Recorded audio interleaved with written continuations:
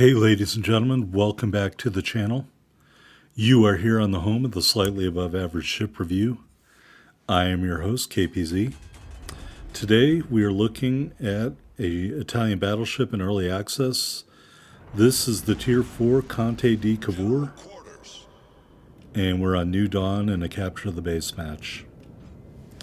Alright, so this match is going to be disappointing for me personally because, in full disclosure, we're on like the 10th voiceover. I'm having a real problem getting my narration to record correctly.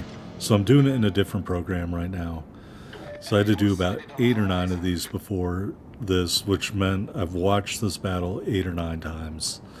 And even though we're going to have a great match, you saw the title card, we got 5 medals, we got a Kraken Unleashed. Even though we had a great match, I think it could have been a better match than that if I had played better and done some things differently. So as these things happen, we will definitely talk about it. Because I've done so many narrations, I'm going to get a throat lozenge out here. Good grief. I never realized talking makes your throat so sore. So now that I have a Ricola Cool Relief in my mouth, hopefully it won't affect the quality of these dulcet tones so very much. Alright, we are maneuvering towards these battleships out here. Got a Nikolai and a Wyoming.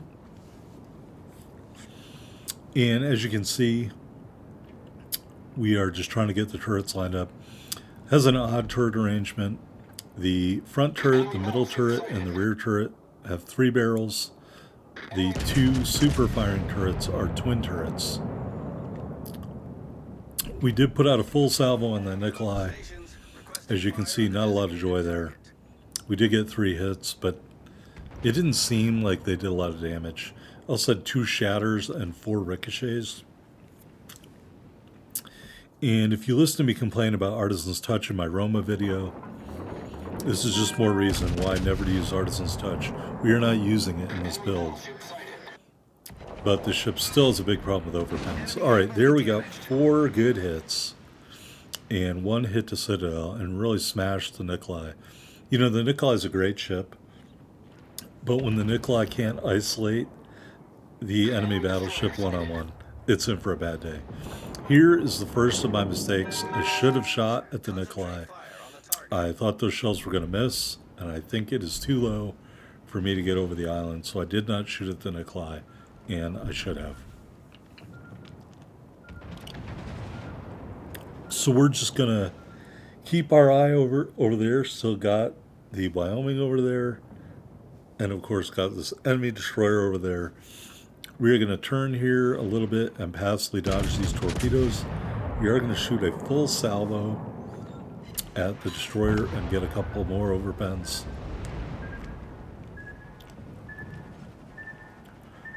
And he gets finished off by the Clemson.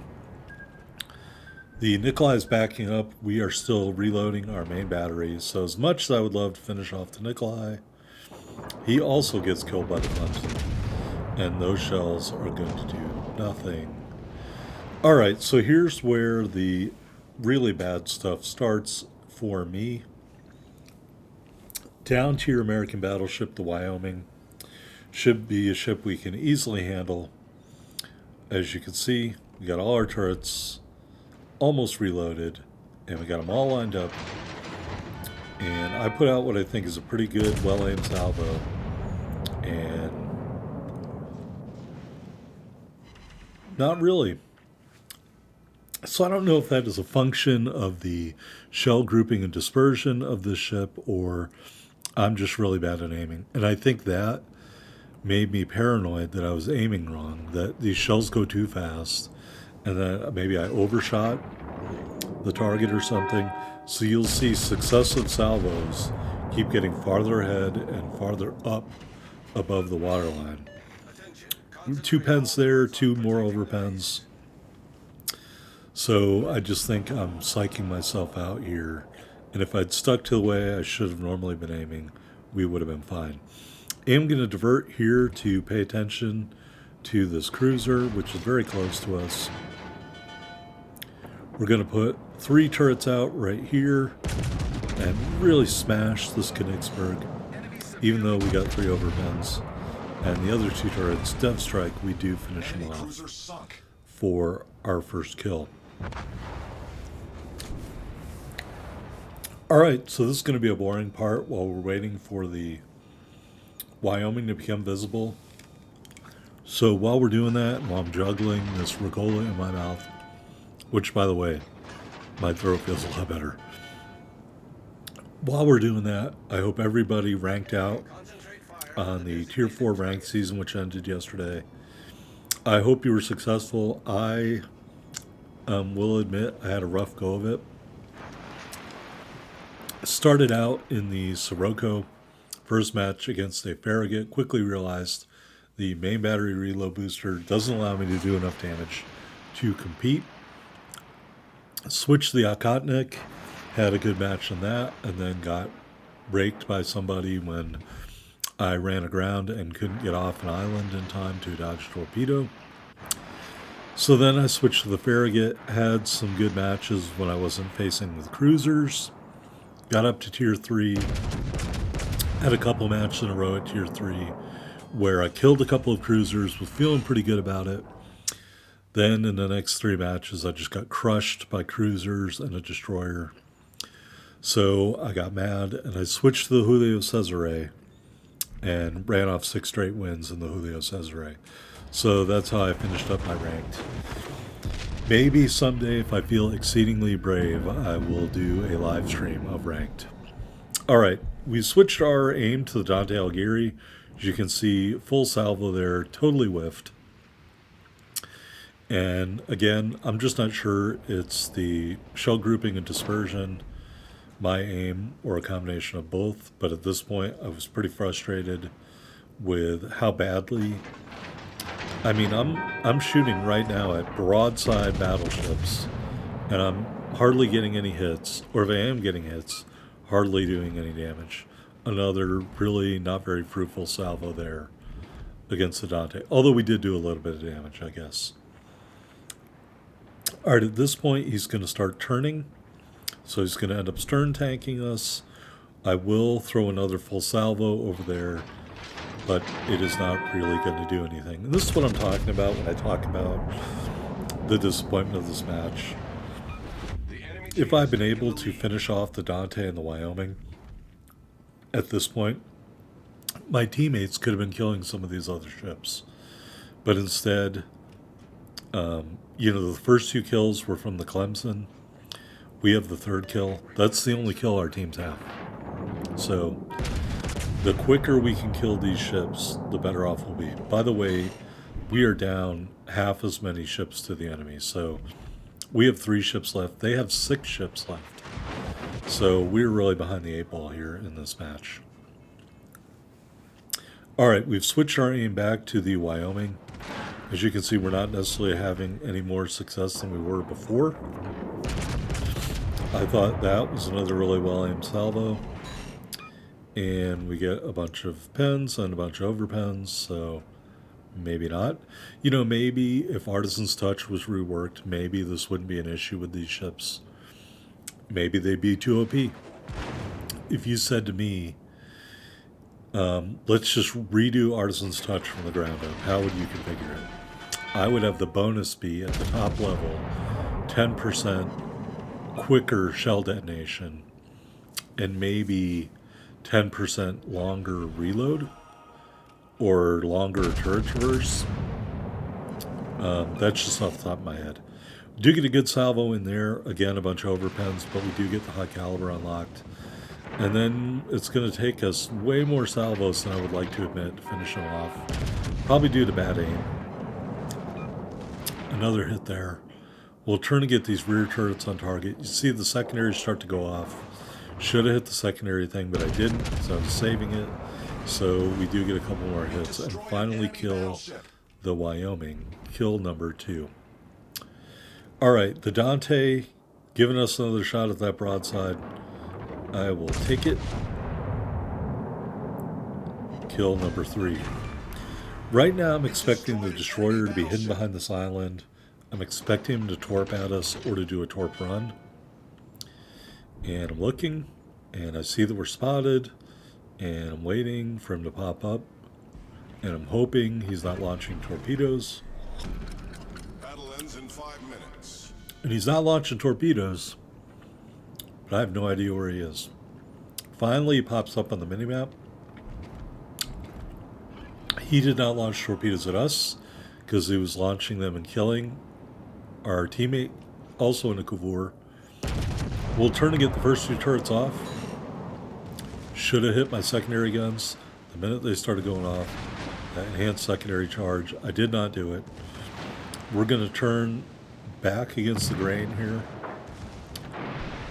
And still, then I finally hit the enhanced secondaries. Him coming back towards us actually allowed us to shoot him, I think, with the middle turret. So he kind of messed up there. And we made him pay.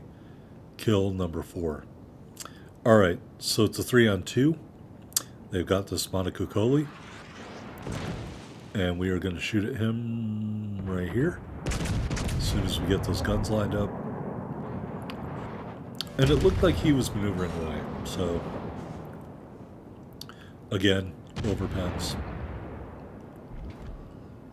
I am hoping I can get one more shot at him here before he goes behind the island.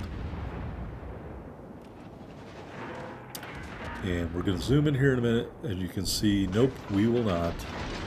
So I'm going to divert my attention to the Dante over here. So if you haven't watched my Dante video, Dante, really nice ship, similar turret arrangement to the Nikolai. Same armor belt that you have on this ship. So it's a very strong ship for its tier. Secondary range, maybe a little bit less than this ship.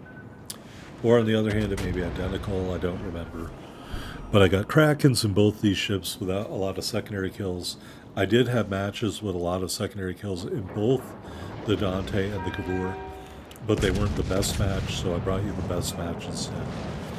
So we're moving in on this Dante. Our secondaries are going off.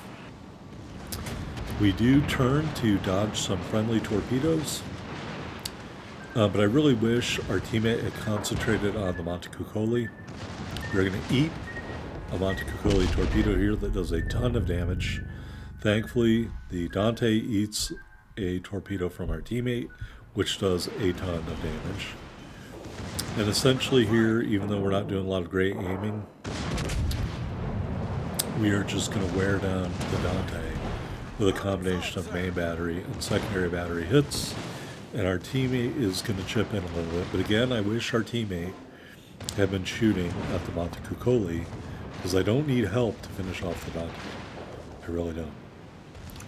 So what you're going to see here is our secondaries going off. We're going to line him up and hit him again with a full salvo. Kraken unleashed. Kill number 5. Alright, so it's 2-on-2. Here's the Montecuccoli. Again, I wish my teammate had been shooting at him the whole time. He kills my teammate. We are going to turn and dodge this torpedo. Looks like he scraped some paint off the hull.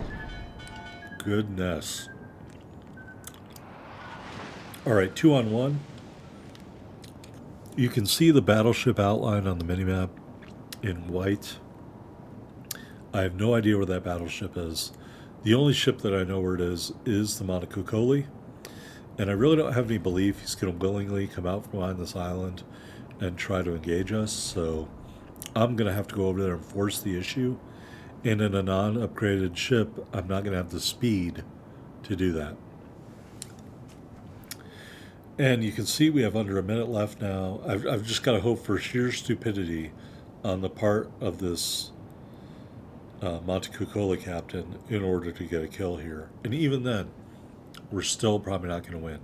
Now, for a minute, I thought he might be trying to sneak out here to torp us, but I realized he was not. We will get some shells off. And look at this.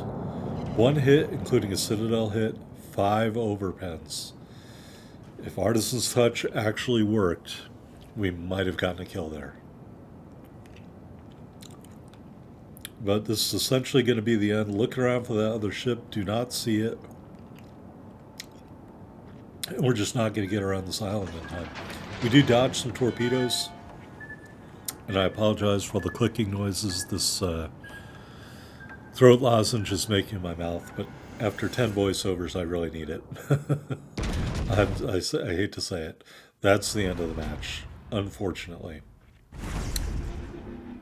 Get some milestones here for the current campaign. And here we are on the defeat screen. High caliber medal, devastating strike medal, Confederate medal, Kraken Unleashed medal, and the Dreadnought medal. We ended up with 116,316 total damage, 5 kills, 4 Citadel hits, and just 23 secondary battery hits, illustrating that you don't need to do a lot of work with your secondaries in this ship or the Dante to still have a good match. Here we are at the top of the board, 1361, 5 medals, 5 kills, best ship on either team. And that Cavour on the enemy team never loaded in. That would have been easy pickings for us if we had been able to get him to come up on the map. Here's a look at the upgrades. Just one, the mod, aiming system mod 1. We have the hull upgrade and the aiming systems upgrade, but we do not have that third upgrade yet, or at least we didn't at the time this was recorded.